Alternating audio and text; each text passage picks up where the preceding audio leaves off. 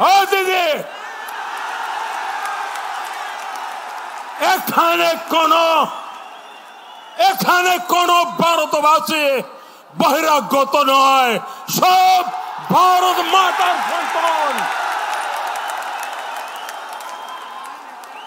साथियों, जिस बंगाल से गुरुदेव ने हर भारतवासी को एक माला में पिरोया, और इसी धरती से गुरुदेव ने कहा, और जो हम रोज कहते हैं, पंजाब सिंध गुजरात मराठा द्राविड़ उत्कल बंग विंध्य हिमाचल यमुना गंगा उच्छल जलधि तरंग।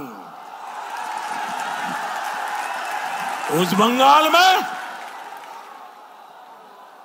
गुरुदेव की धरती से, उस बंगाल में दीदी बहिरागोतो की बात कर रही हो। टूरिस्ट कहा जा रहा है, मजाक उड़ाया जा रहा है, अपमान किया जा रहा है।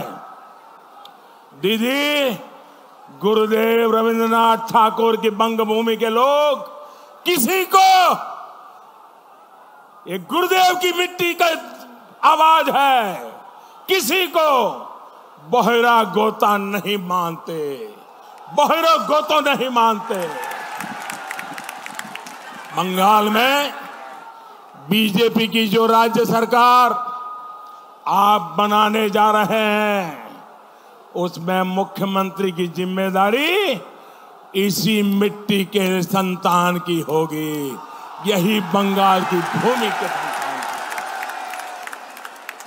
साथियों, लोकतंत्र में हार जीत जनता के लिए किए गए सेवा कार्यों से तय होती है। आप सभी ने ममता दीदी को 10 साल काम करने का मौका दिया। आपके बीच आकर ममता दीदी की जिम्मेवारी थी, वो आकर के 10 साल के काम का हिसाब दे, पल पल का हिसाब दे, पाई पाई का हिसाब दे। ये चुनाव में उनकी जिम्मेवारी है, लेकिन दीदी आपको हिसाब नहीं दे रही है। इतना ही नहीं, अगर कोई हिसाब मांगे तो उसको गालियां दे रही है, उन पर गुस्सा कर रही है। अरे जरा अपने पड़ोस में देखिए, असम में भी चुनाव चल रहा है, असम में एनडीए की सरकार है। इन 5 वर्षों में वहां तेजी से विकास के काम हुए हैं। पहले असम से लगातार हिंसा की खबरें आती थी, तनाव की खबरें आती थी। इन 5 वर्षों में असम में शांति आई है, स्थिरता आई है। जिन्होंने अलगाववाद का रास्ता चुना था, वो मुख्य धारा में लौट आए हैं। जबकि दीदी के राज में यहां हिंसा, बम, बंदूक, उसी के धमाके सुनाई दे रहे हैं, उसी की खबरें आती हैं। पूरे घर उड़ जाते हैं धमाकों से।